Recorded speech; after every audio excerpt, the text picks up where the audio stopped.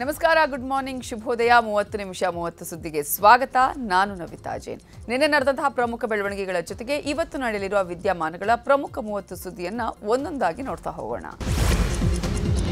ರಾಜ್ಯದ ಶಾಲೆಗಳಲ್ಲಿ ಹಿಜಾಬ್ ನಿಷೇಧವನ್ನು ವಾಪಸ್ ಪಡೆಯುವುದಾಗಿ ಸಿಎಂ ಸಿದ್ದರಾಮಯ್ಯ ಘೋಷಿಸಿದ್ದಾರೆ. ಶಾಲಾ ಕಾಲೇಜುಗಳಲ್ಲಿ ಹಿಜಾಬ್ಗೆ ಮತ್ತೆ ಅನುಮತಿ ನೀಡುವುದಾಗಿ ಹೇಳಿದ್ದಾರೆ. ಉಡುಪು ಮತ್ತು ಊಟ ಅವರವರ ಇಷ್ಟ, ನಾನ್ಯಾಕೆ ಅದನ್ನು ಅಡ್ಡಿಪಡಿಸಲಿ ಅಂತ ಮೈಸೂರಿನ ಕವಲಂದೆಯಲ್ಲಿ ನಡೆದ ಕಾರ್ಯಕ್ರಮದಲ್ಲಿ ಘೋಷಣೆ ಮಾಡಿದ್ದಾರೆ. ಈಗ ಹಿಜಾಬ್ ಹಾಕೊಂಡು ಎಲ್ಲಿಗೆ ಬೇಕಾದರೂ ಹೋಗಬಹುದು, ಆದೇಶವನ್ನು ವಾಪಸ್ ತೆಗೆದುಕೊಳ್ಳುವುದಕ್ಕೆ ಹೇಳ್ತೀನಿ ಅಂತ ಹೇಳಿದ್ದಾರೆ.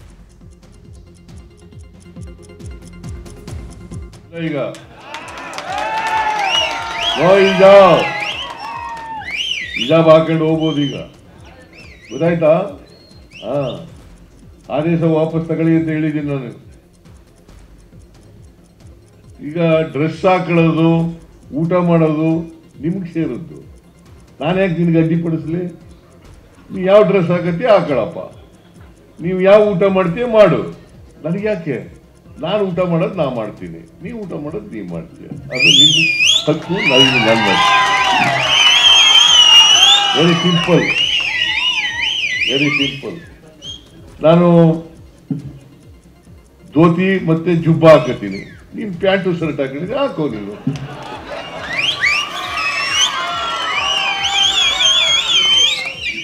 ಅಲ್ವಾ? ತಪ್ಪೇನಿದೆ ಇದರಲ್ಲಿ? ತಪ್ಪೇನಿದೆ? ಅದಕ್ಕೆ ಓಟ್ಗೋಸ್ಕರ ರಾಜಕೀಯ ಮಾಡಬಾರ್ದು, ಓಟ್ಗೋಸ್ಕರ ರಾಜಕೀಯ ಮಾಡ. ರಾಜ್ಯದ ಶಾಲೆಗಳಲ್ಲಿ ಹಿಜಾಬ್ ನಿಷೇಧ ವಾಪಸ್ ಬಗ್ಗೆ ಸಿಎಂ ಘೋಷಿಸಿರೋದಕ್ಕೆ ಬಿಜೆಪಿ ಕಿಡಿಕಾರಿದೆ. ಸರ್ವ ಜನಾಂಗದ ಶಾಂತಿಯ ತೋಟದಲ್ಲಿ ಧರ್ಮದ ವಿಷಬೀಜ ಬಿತ್ತೋದೆ ಸಿದ್ದರಾಮಯ್ಯ ಅವರ ಗ್ಯಾರಂಟಿ ಅಂತ ಎಕ್ಸ್ನಲ್ಲಿ ಕಿಡಿಕಾರಿದೆ. ಶಾಲಾ ಕಾಲೇಜುಗಳಲ್ಲಿ ಮಕ್ಕಳು ಸಮಾನತೆಯಿಂದ ಕೂಡಿರಬೇಕು ಅಂತಾನೆ ಸಮವಸ್ತ್ರ ನೀತಿಯನ್ನ ಜಾರಿಗೊಳಿಸಲಾಗಿದೆ. ಇದನ್ನ ಸುಪ್ರೀಂ ಕೋರ್ಟ್ ಸಹ ಎತ್ತಿ ಹಿಡಿದಿದೆ. ಆದರೆ ಶಾಲಾ ವಿದ್ಯಾರ್ಥಿಗಳ ಮನಸ್ಸಲ್ಲಿ ಸಮವಸ್ತ್ರ ವಿಚಾರವಾಗಿ ಸಿಎಂ ಭೇದವನ್ನ ಹುಟ್ಟು ಹಾಕ್ತಿದ್ದಾರೆ ಅಂತ ಕಿಡಿಕಾರಿದ್ದು ಪಿಎಫ್ಐ ಗೂಂಡಾಗಳು. ಅಲ್ಪಸಂಖ್ಯಾತರನ್ನ ಓಲೈಕೆ ಮಾಡಲು ವೋಟ್ ಬ್ಯಾಂಕ್ಗಾಗಿ ಸಿದ್ದರಾಮಯ್ಯ ಅವರು ಸಂವಿಧಾನವನ್ನೇ ತಿದ್ದುಪಡಿ ಮಾಡಲು ಹೊರಟಿದ್ದಾರೆ. ಮುಂದಿನ ದಿನಗಳಲ್ಲಿ ಇದಕ್ಕೆ ಜನರೇ ತಕ್ಕ ಪಾಠ ಕಲಿಸ್ತಾರೆ ಅಂತ ಎಕ್ಸ್ನಲ್ಲಿ ಪೋಸ್ಟ್ ಮಾಡಿದೆ.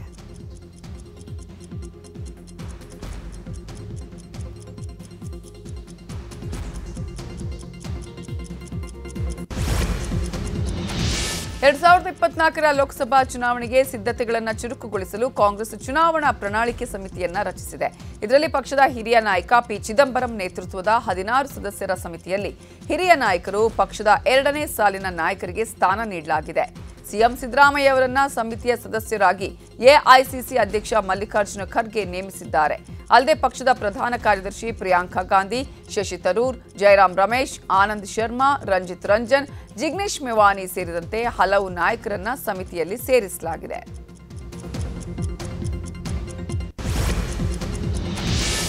ವೀರಶೈವ ಲಿಂಗಾಯತರ ಶಕ್ತಿ ಪ್ರದರ್ಶನಕ್ಕೆ ವೇದಿಕೆ ಸಿದ್ಧವಾಗಿದೆ. 24ನೇ ಮಹಾ ಅಧಿವೇಶನಕ್ಕೆ ಬೆಣ್ಣೆನಗರಿ ದಾವಣಗೆರೆ ಸಜ್ಜುಗೊಂಡಿದೆ. ಇವತ್ತು ಮತ್ತು ನಾಳೆ ದಾವಣಗೆರೆಯ ಎಂಬಿಎ ಕಾಲೇಜು ಮೈದಾನದಲ್ಲಿ ವೀರಶೈವ ಲಿಂಗಾಯತ ಮಹಾಸಭಾದಿಂದ ಮಹಾ ಅಧಿವೇಶನ ನಡೆಯಲಿದೆ. ಶಾಮನೂರು ಶಿವಶಂಕರಪ್ಪ ಅಧ್ಯಕ್ಷತೆಯಲ್ಲಿ ಸಮಾವೇಶ ನಡೆಯಲಿದ್ದು ಪಕ್ಷಾತೀತವಾಗಿ ಲಿಂಗಾಯತ ನಾಯಕರು ಭಾಗಿಯಾಗಲಿದ್ದಾರೆ. ಮಹಾ ಅಧಿವೇಶನವನ್ನ ಸುತ್ತೂರು ಶ್ರೀಗಳು ಉದ್ಘಾಟನೆ ಮಾಡಲಿದ್ದು ವಿವಿಧ ಮಠಗಳ ಮಠಾಧೀಶರು ಸೇರಿ 2 ಲಕ್ಷ ಜನ ಸೇರುವ ನಿರೀಕ್ಷೆ ಇದೆ. ಲಿಂಗಾಯತರ ಹಲವು ಬೇಡಿಕೆಗಳು, ವಿಷಯಗಳ ಕುರಿತು ಚರ್ಚೆ ನಡೆಯಲಿದೆ. ಕೇಂದ್ರದ ಒಬಿಸಿ ಪಟ್ಟಿಗೆ ಸರ್ವ ಲಿಂಗಾಯತರು ಸೇರ್ಪಡೆಯಾಗಬೇಕು, ಜಾತಿ ಗಣತಿ ವರದಿ ಬಿಡುಗಡೆಗೆ ವಿರೋಧ ವಿಚಾರದ ಬಗ್ಗೆಯೂ ಚರ್ಚೆ ನಡೆಯಲಿದೆ. ಮಧ್ಯಪ್ರದೇಶ, ರಾಜಸ್ಥಾನ ಮತ್ತು ಛತ್ತೀಸ್ಗಢದಲ್ಲಿ ಗೆಲುವು ಸಾಧಿಸಿರುವ ಬಿಜೆಪಿ ಲೋಕಸಮರಕ್ಕೆ ಅಂತಿಮ ಹಂತದ ಚುನಾವಣಾ ತಯಾರಿಯನ್ನು ಪ್ರಾರಂಭಿಸಲು ಸಿದ್ಧವಾಗಿದೆ. ಹೀಗಾಗಿ ನಿನ್ನೆಯಿಂದ ಬಿಜೆಪಿ ತನ್ನ ರಾಷ್ಟ್ರೀಯ ಪದಾಧಿಕಾರಿಗಳಿಗಾಗಿ 2 ದಿನಗಳ ಕಾರ್ಯಕ್ರಮವನ್ನು ನಡೆಸುತ್ತಿದೆ. ದೆಹಲಿಯ ಬಿಜೆಪಿ ಪ್ರಧಾನ ಕಚೇರಿಯಲ್ಲಿ ಹೈ ವೋಲ್ಟೇಜ್ ಸಭೆ ನಡೆಯುತ್ತಿದೆ. ಈ ಕಾರ್ಯಕ್ರಮದಲ್ಲಿ ಪ್ರಧಾನಿ ಮೋದಿ ರಾಷ್ಟ್ರೀಯ ಪದಾಧಿಕಾರಿಗಳಿಗೆ ಚುನಾವಣೆ ಬಗ್ಗೆ ಕೆಲವೊಂದು ಸಂದೇಶಗಳನ್ನು ಕೊಟ್ಟಿದ್ದಾರೆ. ಸರ್ಕಾರದ ಸಾಧನೆಗಳನ್ನು ಜನರಿಗೆ ತಲುಪಿಸಲು ಸೂಚಿಸಿದ್ದಾರೆ.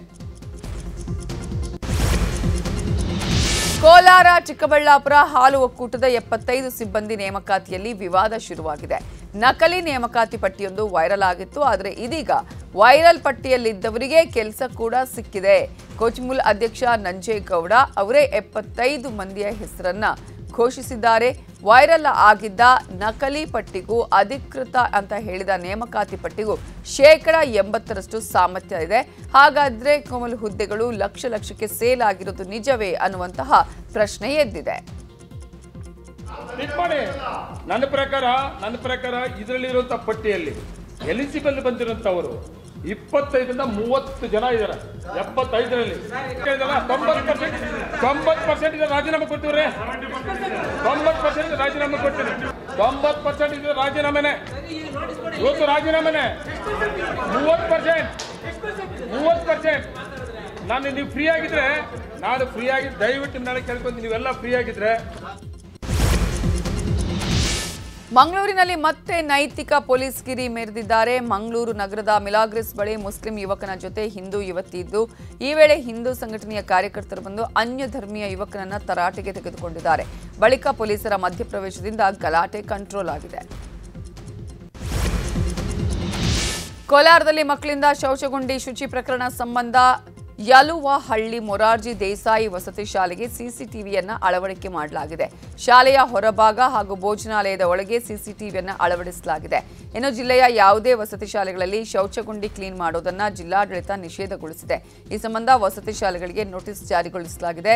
ಪುರಸಭೆ, ನಗರಸಭೆ, ಗ್ರಾಮ ಪಂಚಾಯಿತಿ ವ್ಯಾಪ್ತಿಯ ವಾಹನ ಯಂತ್ರೋಪಕರಣ ಬಳಸಿ ಸೆಪ್ಟಿಕ್ ಟ್ಯಾಂಕ್ ಕ್ಲೀನ್ ಮಾಡಿಸಲು ಸೂಚನೆ ನೀಡಲಾಗಿದೆ. ಚಿಕ್ಕಮಗಳೂರಲ್ಲಿ ದತ್ತ ಜಯಂತಿ ಹಿನ್ನೆಲೆ ಬಿಗಿ ಬಂದೋಬಸ್ತ್ ಏರ್ಪಡಿಸಲಾಗಿದೆ. ಭದ್ರತೆಗೆ 4,000ಕ್ಕೂ ಹೆಚ್ಚು ಪೊಲೀಸರನ್ನು ನಿಯೋಜನೆ ಮಾಡಲಾಗಿದೆ. ಜಿಲ್ಲೆಯಾದ್ಯಂತ 28 ಚೆಕ್ ಪೋಸ್ಟ್ ಅನ್ನು ತೆರೆಯಲಾಗಿದೆ. 300ಕ್ಕೂ ಅಧಿಕ ಸಿಸಿಟಿವಿ ಅಳವಡಿಕೆ ಮಾಡಲಾಗಿದೆ. ಪ್ರತಿ ಚೆಕ್ ಪೋಸ್ಟ್ಗೂ ವಿಶೇಷ ದಂಡಾಧಿಕಾರಿಗಳ ನೇಮಕ ಮಾಡಲಾಗಿದೆ. 7 ಎಎಸ್ಪಿ, 30 ಡಿವೈಎಸ್ಪಿ, 30 ಇನ್ಸ್ಪೆಕ್ಟರ್ಗಳನ್ನು ನಿಯೋಜಿಸಲಾಗಿದೆ.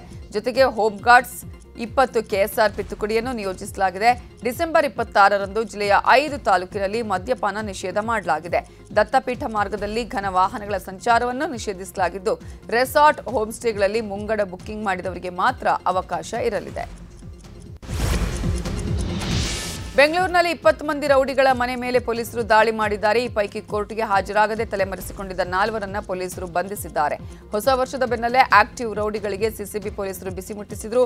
ವಿಲ್ಸನ್ ಗಾರ್ಡನ್ ನಾಗನ ಸಹಚರ ನಿರ್ಮಲ್ ಕುಮಾರ್, ನಾರಾಯಣ್, ರಾಮು, ಕಿಟ್ಟಿ, ತಿಮ್ಮೇಶ ಸೇರಿದಂತೆ 20 ಮಂದಿ ರೌಡಿಗಳ ಮನೆಗಳ ಮೇಲೆ ದಾಳಿ ಮಾಡಿ ಪರಿಶೀಲನೆ ನಡೆಸಲಾಗಿದೆ. ಬೆಂಗಳೂರಲ್ಲಿ ಇಸ್ಪಿಟ್ ಅಡ್ಡೆ ಮೇಲೆ ಪೊಲೀಸರು ದಾಳಿ ಮಾಡಿದ್ದಾರೆ. ಕಳೆದ 15 ದಿನಗಳಿಂದ ಇಸ್ಪಿಟ್ ಅಡ್ಡೆ ನಡೀತಾ ಇತ್ತು. ಅಶೋಕ್ ಅಡಿಗ ಅನ್ನುವಾತ ಇಸ್ಪಿಟ್ ಕ್ಲಬ್ ನಡೆಸುತ್ತಿರುವ ಮಾಹಿತಿ ಸಿಕ್ಕ ಹಿನ್ನೆಲೆಯಲ್ಲಿ ಬಸವೇಶ್ವರ ನಗರ ಪೊಲೀಸರು ದಾಳಿ ಮಾಡಿದ್ದಾರೆ. ಈಗಾಗಲೇ 2-3 ಬಾರಿ ಪೊಲೀಸರು ದಾಳಿ ನಡೆಸಿದ್ರು. ವಿಜಯನಗರ ಎಸಿಪಿ ಚಂದನ್ ನೇತೃತ್ವದಲ್ಲಿ ದಾಳಿ ನಡೆದಿದ್ದು, ಇಸ್ಪಿಟ್ ಆಡುತ್ತಿದ್ದ 15ಕ್ಕೂ ಹೆಚ್ಚು ಮಂದಿಯನ್ನ ಪೊಲೀಸರು ವಶಕ್ಕೆ ಪಡೆದಿದ್ದಾರೆ. ಪೀಣ್ಯದಲ್ಲಿ ಉದ್ಯಮಿ ಮನೆಗೆ ನುಗ್ಗಿ ದರೋಡೆ ನಡೆಸಿದ ಪ್ರಕರಣಕ್ಕೆ ಸಂಬಂಧಪಟ್ಟ ಹಾಗೆ ಚನ್ನಗಿರಿ ರೇಂಜ್ ಫಾರೆಸ್ಟ್ ಡಿಆರ್ಎಫ್ಒ ಸೇರಿ 11 ಆರೋಪಿಗಳನ್ನು ಬಂಧಿಸಲಾಗಿದೆ. ಡಿಆರ್ಎಫ್ಒ ಸುರೇಂದ್ರ ಬಂಧನಕ್ಕೆ ಒಳಗಾದ ಅಧಿಕಾರಿ. ಡಿಸೆಂಬರ್ 4ರ ರಾತ್ರಿ ಈ ಘಟನೆ ನಡೆದಿದ್ದು, ಸುರೇಂದ್ರ ಅರಣ್ಯ ಇಲಾಖೆ ಸಮವಸ್ತ್ರದಲ್ಲಿ ಆಗಮಿಸಿದ್ರು. ನಂತರ ಪ್ಲಾನ್ನಂತೆ ಲಾಂಗು ಮಚ್ಚುಗಳ ಸಹಿತ ಎಂಟ್ರಿ ಕೊಟ್ಟಿದ್ರು. ಸುರೇಂದ್ರ ಅವರೇ ನಾನು ಪೊಲೀಸ್ ಅಂತ ಹೇಳಿ ಮನೆ ಬಾಗಿಲು ತೆಗೆಸಿ ಬಳಿಕ ಎಲ್ಲರನ್ನ ಕಟ್ಟಿ ಹಾಕಿ ಹಲ್ಲೆ ಮಾಡಿ ಚಿನ್ನ ಬೆಳ್ಳಿ ಲೂಟಿ ಮಾಡಿದ್ದಾರೆ. ನಕಲಿ ದಾಖಲೆ ಸೃಷ್ಟಿಸಿ ಬ್ಯಾಂಕ್ ಲೋನ್ ಪಡೆದು ವಂಚಿಸಿದ 5 ಆರೋಪಿಗಳನ್ನು ಸಿಸಿಬಿ ಪೊಲೀಸರು ಬಂಧಿಸಿದ್ದಾರೆ. ಮನೆ ಮಾರಾಟಕ್ಕಿಟ್ಟಿದ್ದ ವೃದ್ಧೆಯ ದಾಖಲೆಗಳನ್ನು ಪಡೆದು ಆರೋಪಿಗಳು ಲೋನ್ ಪಡೆದಿದ್ದಾರೆ. ವೃದ್ಧೆ ತನ್ನ ಮನೆ ಮಾರಿ ವಿದೇಶದಲ್ಲಿರುವ ಮಗನ ಜೊತೆ ನೆಲೆಸಲು ಮುಂದಾಗಿದ್ರು. ಇದನ್ನ ನೆರೆ ಮನೆ ವಾಸಿ ಮಂಜುನಾಥ್ ಬಳಿ ಹೇಳಿದ್ರಂತೆ. ಆದರೆ ಮಂಜುನಾಥ್ ವೃದ್ಧೆಯ ದಾಖಲೆಗಳನ್ನು ಪಡೆದು ಅಪೆಕ್ಸ್ ಬ್ಯಾಂಕ್ನಲ್ಲಿ 3 ಕೋಟಿಗೂ ಅಧಿಕ ಸಾಲ ಪಡೆದು ವಂಚಿಸಿದ್ದಾರೆ. ಅಪೆಕ್ಸ್ ಬ್ಯಾಂಕ್ ಮ್ಯಾನೇಜರ್ ಸೇರಿ 5ರನ್ನ ಸಿಸಿಬಿ ಪೊಲೀಸರು ಬಂಧಿಸಿದ್ದಾರೆ. ಬೆಂಗಳೂರಲ್ಲಿ ಸಾರ್ವಜನಿಕ ರಸ್ತೆ ಕಬಳಿಕೆ ಯತ್ನ ನಡೆದಿದೆ. ವರ್ತೂರು ಸಮೀಪದ ಚಿಕ್ಕಬೆಳ್ಳಂದೂರು ರಸ್ತೆಯಲ್ಲಿರುವ ಎನ್ಪಿಎಸ್ ಶಾಲೆಗೆ ಸಂಪರ್ಕ ಕಲ್ಪಿಸುವ ರಸ್ತೆ ಕಬಳಿಕೆಗೆ ಪ್ರಯತ್ನ ನಡೆದಿದೆಯಂತೆ. ನಿವೃತ್ತ ವಿಶೇಷ ಜಿಲ್ಲಾಧಿಕಾರಿ ಎಂ ಕೃಷ್ಣಪ್ಪ ಮತ್ತು ಧರ್ಮೇಂದ್ರ ಕುಮಾರ್ ಶರ್ಮಾ ವಿರುದ್ಧ ಈ ಆರೋಪ ಕೇಳಿಬಂದಿದೆ.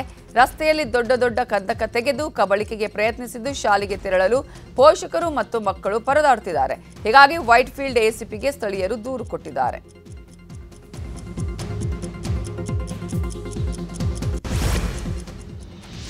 ರಾಜ್ಯದಲ್ಲಿ ಕೊರೋನಾ ಸೋಂಕಿನ ಹಾವಳಿ ಮುಂದುವರೆದಿದೆ. ಕಳೆದ 24 ಗಂಟೆಗಳಲ್ಲಿ 78 ಹೊಸ ಪ್ರಕರಣಗಳು ದಾಖಲಾಗಿದ್ದು, ಓರ್ವ ವ್ಯಕ್ತಿ ಸಾವನ್ನಪ್ಪಿದ್ದಾನೆ. ಬೆಂಗಳೂರಲ್ಲೇ ಬರೋಬ್ಬರಿ 68 ಪ್ರಕರಣ ದಾಖಲಾಗಿದ್ದು, ಪಾಸಿಟಿವಿಟಿ ದರ 3.29ಕ್ಕೆ ಏರಿಕೆಯಾಗಿದೆ. ಇನ್ನು ರಾಜ್ಯ ಸರ್ಕಾರ ಕೋವಿಡ್ ಕ್ಯಾಬಿನೆಟ್ ಸಬ್ ಕಮಿಟಿ ರಚಿಸಿದೆ. ಆರೋಗ್ಯ ಸಚಿವ ದಿನೇಶ್ ಗುಂಡೂರಾವ್ ಸೇರಿ 3 ಸಚಿವರನ್ನ ಒಳಗೊಂಡ ಸಮಿತಿಯಲ್ಲಿ ಸದಸ್ಯರಾಗಿ ಸಚಿವ ಎಚ್.ಸಿ. ಮಹದೇವಪ್ಪ, ಶರಣ್ ಪ್ರಕಾಶ್ ಪಾಟೀಲ್ ಹಾಗೂ ಎಂ.ಸಿ. ಸುಧಾಕರ್ ಇರಲಿದ್ದಾರೆ. ಕೋವಿಡ್ ಸೇರಿ ಸಾಂಕ್ರಾಮಿಕ ರೋಗಗಳ ಕುರಿತು ಪರಾಮರ್ಶಿಸಲು ಸಮಿತಿ ರಚಿಸಲಾಗಿದೆ. ಬೆಂಗಳೂರಲ್ಲಿ ಕೋವಿಡ್ ಆತಂಕ ಹಿನ್ನೆಲೆ ನಗರದ ಎಲ್ಲಾ ಆಸ್ಪತ್ರೆಗಳಲ್ಲಿ ಸಿದ್ಧತೆ ಮಾಡಿಕೊಳ್ಳಲಾಗುತ್ತಿದೆ. ವಿಕ್ಟೋರಿಯಾ, ವಾಣಿ ವಿಲಾಸ್, ಮಿಂಟೋ ಆಸ್ಪತ್ರೆಗಳಲ್ಲಿ ಒಪಿಡಿ ಬ್ಲಾಕ್ಗಳಲ್ಲಿ ಟ್ರಯಾಜ್ ಸೆಂಟರ್ ನಿರ್ಮಾಣಕ್ಕೆ ಸಿದ್ಧತೆ ಮಾಡಿಕೊಳ್ಳಲಾಗುತ್ತಿದೆ. PPE kit, mask, oxygen cylinder, liquid oxygen ಹಾಗೂ ಆಕ್ಸಿಜನ್ ಜನರೇಟರ್ಗಳನ್ನು ಪರಿಶೀಲಿಸಿ ಸಿದ್ಧಗೊಳಿಸಲಾಗಿದೆ. ಕೋವಿಡ್ ರೋಗಿಗಳಿಗೆ ಪ್ರತ್ಯೇಕ ವಾರ್ಡ್ ಮೀಸಲಿಡಲಾಗಿದೆ. ಪುರುಷರು, ಮಹಿಳೆಯರು ಹಾಗೂ ಮಕ್ಕಳಿಗೆ ಪ್ರತ್ಯೇಕವಾಗಿ ಚಿಕಿತ್ಸೆ ನೀಡಲಾಗುತ್ತೆ. ಹೊಸಕೋಟೆಯ ಎಸ್ಪಿಜಿ ಆಸ್ಪತ್ರೆಯಲ್ಲಿ ಭ್ರೂಣ ಹತ್ಯೆ ಕೇಸ್ನ ಮಾಸ್ಟರ್ ಮೈಂಡ್ ಪವಿತ್ರಳನ್ನ ಪೊಲೀಸರು ಬಂಧಿಸಿದ್ದಾರೆ. ಪವಿತ್ರ ಮೂಲಕವೇ ಡಾಕ್ಟರ್ ಶ್ರೀನಿವಾಸ್ ಡೀಲ್ ಕುದುರಿಸ್ತಾ ಇದ್ದ. ಗರ್ಭಿಣಿಯರು ಯಾರೇ ಬಂದರೂ ಪವಿತ್ರ ಭೇಟಿ ಮಾಡ್ತಿದ್ರು. ಡೀಲ್ ಕುದುರಿಸಿದ ಬಳಿಕ ಡಾಕ್ಟರ್ ಶ್ರೀನಿವಾಸ್ ಬಳಿ ಭ್ರೂಣ ಹತ್ಯೆಗೆ ಕರ್ಕೊಂಡು ಹೋಗ್ತಿದ್ಲು. ಇದಲ್ಲದೆ ಲೆಡ್ಜರ್ ಬುಕ್ ಸಹಿ ಮೇಂಟೈನ್ ಮಾಡ್ತಿದ್ದ ಭರತ್ ಅನ್ನುವಾತನನ್ನು ಕೂಡ ಪೊಲೀಸರು ಅರೆಸ್ಟ್ ಮಾಡಿ ವಿಚಾರಣೆ ಮಾಡಿದ್ದಾರೆ.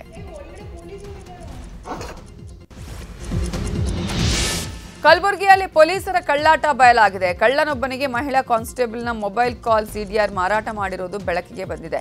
ಮಹಿಳಾ ಸಿಬ್ಬಂದಿಯನ್ನ ಒನ್ ಸೈಡ್ ಲವ್ ಮಾಡ್ತಿದ್ದ ಕಳ್ಳ ಮಹೇಶ್ ಅನ್ನುವಾತನಿಗೆ ಪೊಲೀಸರೇ ಸಿಡಿಆರ್ ಮಾರಾಟ ಮಾಡಿದ್ದಾರೆ. ಮಹೇಶ್ ಮಹಿಳಾ ಕಾನ್ಸ್ಟೇಬಲ್ ಜೊತೆ ನಿಶ್ಚಿತಾರ್ಥ ಮಾಡಿಕೊಂಡಿದ್ದ. ಆದರೆ ಮದುವೆಯೇ ಮುರಿದು ಬಿದ್ದಿತ್ತು. ಹಾಗಾಗಿ ಪೊಲೀಸರಿಂದಲೇ ಸಿಡಿಆರ್ ಪಡೆದು ಮಹಿಳಾ ಸಿಬ್ಬಂದಿಗೆ ಕಿರುಕುಳ ನೀಡುತ್ತಿದ್ದ ಮಹೇಶ್. ರಜೆಗೆ ಊರಿಗೆ ಬಂದಿದ್ದ ಯೋಧ ರಸ್ತೆ ಅಪಘಾತದಲ್ಲಿ ಸಾವನ್ನಪ್ಪಿರುವ ಘಟನೆ ಕೊಪ್ಪಳದಲ್ಲಿ ನಡೆದಿದೆ. ಕುಷ್ಟಗಿ ತಾಲೂಕಿನ ಯರಗೋನಾಳದ ಸುರೇಶ್ ವಜ್ರದ 33 ವರ್ಷದ ಯೋಧ ಸಾವನ್ನಪ್ಪಿದ್ದಾರೆ. ಸಿಆರ್ಪಿಎಫ್ನಲ್ಲಿ JD2 ಆಗಿ ಸೇವೆ ಸಲ್ಲಿಸುತ್ತಿದ್ರು. 2012ರಲ್ಲಿ ಸೇವೆಗೆ ಸೇರಿದ್ದ ಸುರೇಶ್ ಈಗ ಹೈದರಾಬಾದ್ನಲ್ಲಿ ಕೆಲಸ ಮಾಡ್ತಿದ್ರು. ಡಿಸೆಂಬರ್ 18ರಂದು ರಜೆಗಾಗಿ ಗ್ರಾಮಕ್ಕೆ ಆಗಮಿಸಿದ್ರು. ಪತ್ನಿಯನ್ನ ಬಾದಾಮಿಗೆ ಬಿಟ್ಟು ಬರುವಾಗ ಅಪಘಾತ ನಡೆದಿದೆ. ಯರಗೋನಾಳದಲ್ಲಿ ನಿನ್ನೆ ಸಂಜೆ ಅಂತ್ಯಕ್ರಿಯೆ ನೆರವೇರಿಸಲಾಯಿತು. ಉಡುಪಿಯ ಅರಬ್ಬಿ ಸಮುದ್ರದಲ್ಲಿ ಮೀನುಗಾರಿಕಾ ಮುಳುಗಡೆಯಾಗ್ತಾ ಇದ್ದ ಬೋಟ್ನಲ್ಲಿ 8 ಮಂದಿ ಮೀನುಗಾರರನ್ನ ಇತರೆ ಮೀನುಗಾರರು ರಕ್ಷಿಸಿದ್ದಾರೆ. ಕಡೆಕಾರು ರಕ್ಷಾ ಅನ್ನುವರಿಗೆ ಸೇರಿದ ಮೀನುಗಾರಿಕಾ ಬೋಟಲ್ಲಿ ಉಂಟಾಗಿದ್ದ ರಂಧ್ರದಿಂದಾಗಿ ಒಳಗೆ ನೀರು ನುಗ್ಗಿ ಮುಳುಗಡೆಯಾಗ್ತಿತ್ತು. ಹೀಗಾಗಿ ವೈರ್ಲೆಸ್ ಮೂಲಕ ಬೇರೆ ಬೋಟ್ನವರಿಗೆ ಮಾಹಿತಿ ನೀಡಿದ್ರಿಂದ ಇತರೆ ಮೀನುಗಾರರು ಬಂದು ರಕ್ಷಣೆ ಮಾಡಿದ್ದಾರೆ.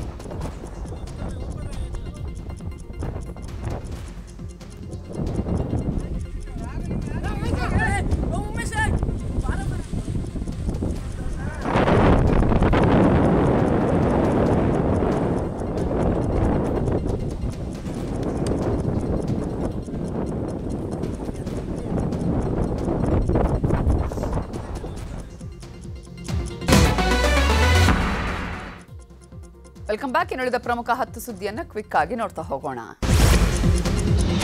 ಪ್ರವಾಹದಿಂದ ತತ್ತರಿಸಿದ ತಮಿಳುನಾಡು ನಿಧಾನವಾಗಿ ಸಹಜ ಸ್ಥಿತಿಯತ್ತ ಮರಳುತ್ತಿದೆ.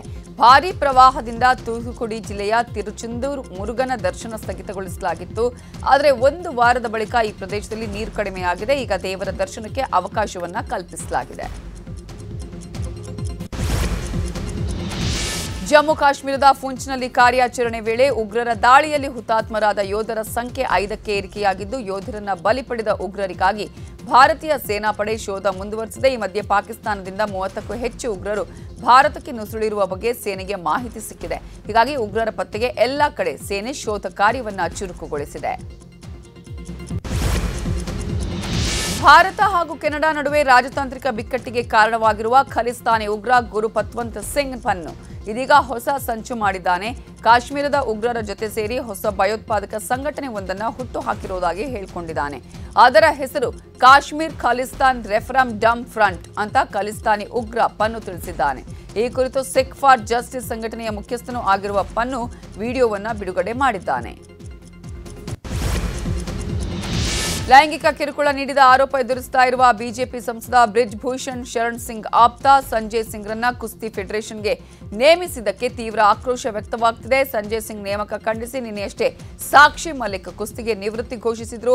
ಈ ಬೆನ್ನಲ್ಲೇ ಮತ್ತೊಬ್ಬ ಕುಸ್ತಿಪಟು ಬಜರಂಗ್ ಪೂನಿಯಾ ತಮ್ಮ ಪದ್ಮಶ್ರೀ ಪ್ರಶಸ್ತಿ ಹಿಂತಿರುಗಿಸುವುದಾಗಿ ಘೋಷಿಸಿದ್ದಾರೆ.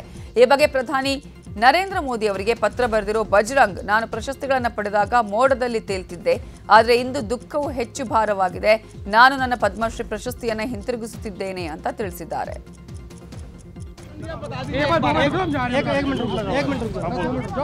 भाई मैंने पहले भी बताया था, बहन बेटियों की लड़ाई लड़ रहे थे, जो सम्मान हमें देश ने दिया है उस सम्मान के शायद मुझे लगता है कि हम वो बेटियों को वो सम्मान नहीं दिला पाया, तो मुझे लगा कि मैं इस सम्मान का हकदार नहीं हूँ, इसलिए वापस करने आया था।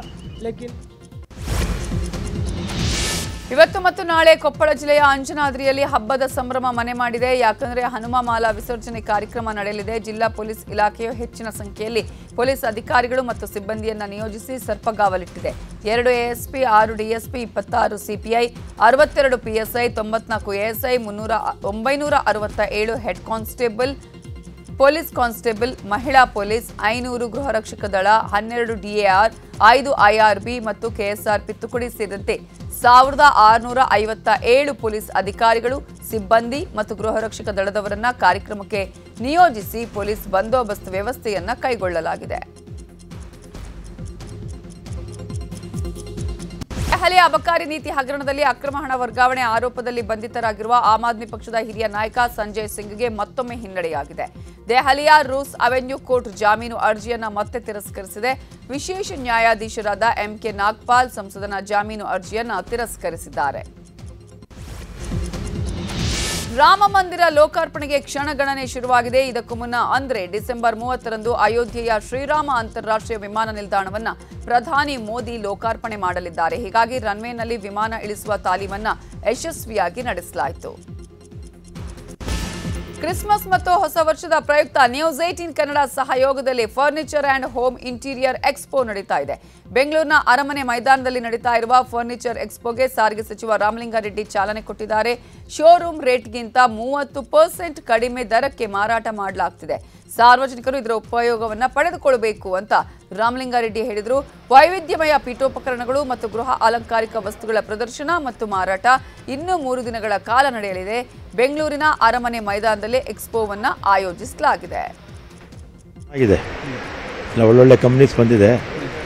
ಈಗ ಡೇ ಟು ಡೇ ಎಲ್ಲ ಚೇಂಜ್ ಆಗ್ತಾ ಇರುತ್ತಲ್ಲ ಮಾಡಲ್ಸು, ಜನಕ್ಕೆ ಅವಶ್ಯಕತೆ ತಕ್ಕನಾಗೆ ಬದಲಾವಣೆ ಮಾಡ್ತಾ ಇರ್ತಾರೆ.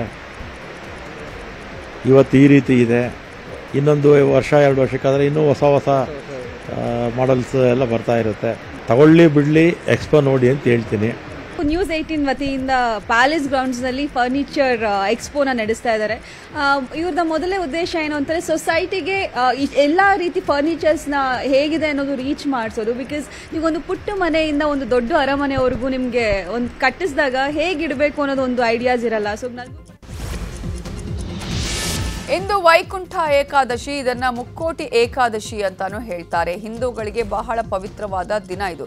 2023ರ ಕೊನೆಯ ಏಕಾದಶಿಯಾದ ವೈಕುಂಠ ಏಕಾದಶಿಯನ್ನ ಮಾರ್ಗಶೀರ್ಷ ಮಾಸದ ಶುಕ್ಲ ಪಕ್ಷದ ಏಕಾದಶಿ ತಿಥಿಯಂದು ಅಂದ್ರೆ ಇವತ್ತು ಆಚರಿಸಲಾಗುತ್ತಿದೆ. ವೈಕುಂಠ ಏಕಾದಶಿ ಹಿನ್ನೆಲೆಯಲ್ಲಿ ಬೆಂಗಳೂರಿನ ಮಲ್ಲೇಶ್ವರಂನ ಟಿಟಿಗೆ ಮುಂಜಾನೆ 4 ಗಂಟೆಯಿಂದಲೇ ದೇವಾಲಯಕ್ಕೆ ಭಕ್ತರು ಆಗಮಿಸುತ್ತಿದ್ದಾರೆ. 4 ಗಂಟೆಯಿಂದಲೇ ದೇವಾಲಯಗಳಲ್ಲಿ ವಿಶೇಷ ಪೂಜೆಗಳು ನಡೀತಾ ಇವೆ. ಸರತಿ ಸಾಲಲ್ಲಿ ನಿಂತು ಭಕ್ತಾದಿಗಳು ದೇವರ ದರ್ಶನವನ್ನ ಮಾಡ್ತಿದ್ದಾರೆ.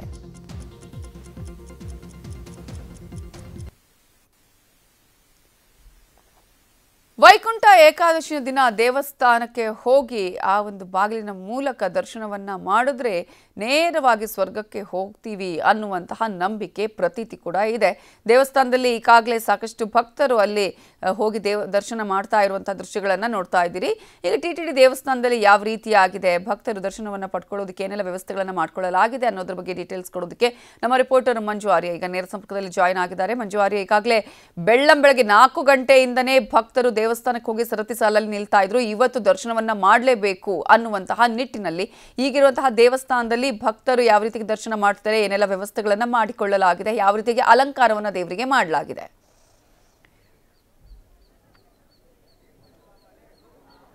ನವಿತಾ, ಮಲ್ಲೇಶ್ವರಂನಲ್ಲಿರುವಂತಹ TTD ದೇವಾಲಯದ ಈಗಾಗಲೇ ಭಕ್ತರ ಸಾಗರವೇ ಬರ್ತಾ ಇದೆ. ಬೆಳಿಗ್ಗೆ 4 ಗಂಟೆಯಿಂದಲೂ ಕೂಡ ಅಷ್ಟೇ ಈ ಒಂದು ದೇವರ ದರ್ಶನವನ್ನು ಪಡೆಯಲು ಅಂತಲೇ ಜನಸಾಗರ ಕೂಡ ಅಷ್ಟೇ ಇರುವಂತದ್ದು. ಇನ್ನು ನೀವು ದೃಶ್ಯದಲ್ಲೂ ಕೂಡ ನೀವು ನೋಡ್ತಾ ಇರ್ಬೋದು ಯಾವ ರೀತಿಯಾಗಿ ಜನ ಬರ್ತಿದ್ದಾರೆ ಅಂತ ಹೇಳ್ಬಿಟ್ಟು. ಯಾಕಂದ್ರೆ ಇವತ್ತು ವಿಷ್ಣುವನ್ನ ಆರಾಧಿಸುವಂತ ದಿನ ಮತ್ತು ಅವರನ್ನು ಪೂಜೆ ಮಾಡುವಂತ ದಿನ ಆಗಿರುವಂತ ಕಾರಣಕ್ಕೋಸ್ಕರ ವೈಕುಂಠ ಏಕಾದಶಿಯ ದಿನ ದೇವರನ್ನ ಪೂಜೆ ಮಾಡಿದ್ರೆ ಒಳ್ಳೇದಾಗುತ್ತೆ ಅನ್ನುವಂತ ಒಂದು ನಂಬಿಕೆಯಲ್ಲಿ ಈಗಾಗಲೇ ಸಾಕಷ್ಟು ಸಂಖ್ಯೆಯಲ್ಲಿ ಜನ ಕೂಡ ಬರ್ತಾ ಇರುವಂತದ್ದು. ಜೊತೆಗೆ 1 ಲಕ್ಷಕ್ಕೂ ಅಧಿಕ ಜನ ಇವತ್ತು TTDಯಲ್ಲಿ ಬಂದು ದೇವರ ದರ್ಶನ ಮಾಡ್ಕೊಳ್ಳಿದ್ದಾರೆ ಜವಾಬ್ದಾರಿ ಅಂತ ಒಂದು ಮಾತನ್ನು ಕೂಡ ಆಡಳಿತ ಮಂಡಳಿಯವರು ಹೇಳಿದ್ರು. ಈ ಒಂದು ಕಾರಣಕ್ಕೋಸ್ಕರ ಜನರ ಸ್ತಮ ಜಾಸ್ತಿ ಆಗ್ತಿರುವ ಹಿನ್ನೆಲೆಯಲ್ಲಿ ಈಗಾಗಲೇ ಒಂದಷ್ಟು ಬ್ಯಾರಿಕೇಡ್ಗಳನ್ನು ಹಾಕುವಂತ ಮುಖಾಂತರವಾಗಿ ಯಾವುದೇ ರೀತಿಯಂತ ಭಕ್ತಾದಿಗಳಿಗೆ ತೊಂದರೆ ಆಗದ ರೀತಿಯಲ್ಲಿ ಎಲ್ಲ ರೀತಿಯಂತ ಒಂದು ಸಿದ್ಧತೆಗಳನ್ನು ಕೂಡ ಮಾಡಿಕೊಂಡಿರುವಂತದ್ದು. ಇನ್ನು ಪ್ರಮುಖವಾಗಿ ಏನು ಭಕ್ತಗಳ ಸಂಖ್ಯೆ ಅಷ್ಟೇ ಈಗಾಗಲೇ ಜಾಸ್ತಿ ಆಗ್ತಿರುವಂತಹ ಹಿನ್ನೆಲೆಯಲ್ಲಿ ಯಾರಿಗೂ ಯಾವುದೇ ರೀತಿಯಂತ ತೊಂದರೆ ಆಗ ಮತ್ತು ಈಗಾಗಲೇ ಒಂದಷ್ಟು ಜನ ಮಾಸ್ಕ್ ಅನ್ನು ಕೂಡ ಅಷ್ಟೇ ಧರಿಸಿ ಈಗಾಗಲೇ ದೇವರ ದರ್ಶನಕ್ಕೆ ಕೂಡ ಬರ್ತಾ ಇರುವಂತದ್ದು. ಇನ್ನು ಈಗ ನಮ್ಮ ಜೊತೆ ಒಂದಷ್ಟು ಜನ ಭಕ್ತಾದಿಗಳು ಕೂಡ ಇದೆ, ಅವ್ರನ್ನೂ ಕೂಡ ಅಷ್ಟೇ ನಾನು ಮಾತನಾಡಿಸುವಂತ ಒಂದು ಕೆಲಸವನ್ನು ಕೂಡ ಅಷ್ಟೇ ಮಾಡ್ತೀನಿ. ಹೇಳಿ, ಇವತ್ತು ವೈಕುಂಠ ಏಕಾದಶಿಯ ಶುಭಾಶಯಗಳು. ಇವತ್ತು ವೈಕುಂಠ ಏಕಾದಶಿ ಇದರಿಂದ ಇಲ್ಲಿ ತುಂಬಾ ರಶ್ ಇದೆ. ಇವತ್ತು ನಮ್ದು ಗ್ರೂಪ್ದು ಭಜನೆ ಇದೆ, ಅದು ನಾವೆಲ್ಲ ಭಜನೆ ಗ್ರೂಪ್ ಅವರು ವಾಸವಿ ಮಂಡಳಿ ಅಂತ. ಏನೆಲ್ಲ ಕಾರ್ಯಕ್ರಮಗಳಿದೆ ಇವತ್ತು ಅಂತ? ಇವತ್ತು ಇದು ಪ್ರೋಗ್ರಾಮ್ ವಯಲಿನ್, ನೆಕ್ಸ್ಟ್ ನಮ್ದೇ ಪ್ರೋಗ್ರಾಮ್ ಭಗವದ್ಗೀತೆ ಅಧ್ಯಾಯ ಇವತ್ತಿದೆ. ಎಷ್ಟೊತ್ತವರೆಗೂ ದೇವರ ದರ್ಶನಕ್ಕೆ ಇವತ್ತು ಅವಕಾಶ ಮಾಡಿಕೊಟ್ಟಿದ್ದಾರೆ? ನಾವು 2 ಅವರಿಂದ ಇದೀವಿ ಇಲ್ಲೇ. ಸೊ ಇವಾಗ ದರ್ಶನಕ್ಕೆ ಬಂದಿದ್ದೀವಿ. ನಾವು 18 ದಿವಸದಿಂದ ಭಗವದ್ಗೀತಾ ಅಧ್ಯಾಯ ಮಾಡ್ತಾ ಇರೋದ್ರಿಂದ ನಮಗೆ ಇವತ್ತು ಸ್ಪೆಷಲ್ ದರ್ಶನನೂ ಇದೆ. ಸೊ ತುಂಬಾ ಚೆನ್ನಾಗಿ ವೈಕುಂಠದಲ್ಲೇ ಇದೀವಿ ಅನ್ನೋ ಭಾವನೆ ನಮಗೆ. ನೀವಿಲ್ಲೇ ನೋಡ್ಬೋದು, ರಶ್ ಬೆಳಿಗ್ಗೆಯಿಂದ ಜನ ಕಾಯ್ಕೊಂಡು ದೇವ್ರ ದರ್ಶನ ಮಾಡಕ್ಕೆ ಕಾಯ್ಕೊಂಡಿದ್ದಾರೆ. ರಾತ್ರಿ 11-12 ಗಂಟೆವರೆಗೂ ನಡೀತಾ ಇರುತ್ತೆ. ಹೌದು. ನೈವೇದ್ಯದಲ್ಲಿ ಪ್ರಮುಖವಾಗಿ ಭಕ್ತಾದಿಗಳು ಹೇಳ್ತಿರುವಂತದ್ದು ಇವತ್ತು ರಾತ್ರಿ 12 ಗಂಟೆವರೆಗೂ ಕೂಡ ಅಷ್ಟೇ ದೇವರ ದರ್ಶನಕ್ಕೆ ಒಂದು ಅವಕಾಶವನ್ನು ಮಾಡಿಕೊಡಲಾಗಿದೆ. ಅದರಲ್ಲೂ ಕೂಡ ಅಷ್ಟೇ ಇಲ್ಲಿನ ಆಡಳಿತ ಮಂಡಳಿಯವರು ಹೇಳುವಂತಹ ಮಾಹಿತಿಯ ಪ್ರಕಾರವಾಗಿ ಸುಮಾರು 1 ಲಕ್ಷಕ್ಕೂ ಅಧಿಕ ಜನ ಇವತ್ತು ದೇವರ ದರ್ಶನಕ್ಕೆ ಬರ್ತಾರೆ ಅನ್ನುವಂಥ ಒಂದು ಮಾಹಿತಿ ಕೂಡ ಇರುವಂತದ್ದು. ಜೊತೆಗೆ ಯಾವುದೇ ಭಕ್ತಾದಿಗಳಿಗೆ ಯಾವುದೇ ರೀತಿಯ ತೊಂದರೆ ಆಗದಂತೆ ದೇವರ ದರ್ಶನ ಪಡ್ಕೊಳ್ಳೋದಕ್ಕೆ ಎಲ್ಲಾ ರೀತಿಯಂತ ವ್ಯವಸ್ಥೆಯನ್ನು ಕೂಡ ಆಡಳಿತ ಮಂಡಳಿಯವರು ಮಾಡಿಕೊಂಡಿರುವಂತದ್ದು. ನವಿತಾ, ಓಕೆ, ಥ್ಯಾಂಕ್ ಯು ಮಂಜು ಆರ್ಯ ಡೀಟೇಲ್ಸ್ಗೆ. ಕನ್ನಡಿಗರ ಮೆಚ್ಚಿನ ನಿಮ್ಮ ನ್ಯೂಸ್ 18 ಕನ್ನಡ ಈಗ ವಾಟ್ಸ್ಆಪ್ನಲ್ಲಿಯೂ ಲಭ್ಯ. ಕರ್ನಾಟಕ ಮತ್ತು ದೇಶ ವಿದೇಶದ 360 ಡಿಗ್ರಿ ಸುದ್ದಿ ವಿವರವನ್ನ ನೀವು ನಿಮ್ಮ ಕೈ ಬೆರಳುಗಳಲ್ಲಿಯೇ ಪಡೆಯೋದಿಕ್ಕೆ ಈ QR ಕೋಡ್ ಅನ್ನ ಸ್ಕ್ಯಾನ್ ಮಾಡಿ. ನಮ್ಮ ಚಾನೆಲ್ ಅನ್ನ ಫಾಲೋ ಮಾಡಿ, ನೋಟಿಫಿಕೇಶನ್ ಆನ್ ಮಾಡಿ.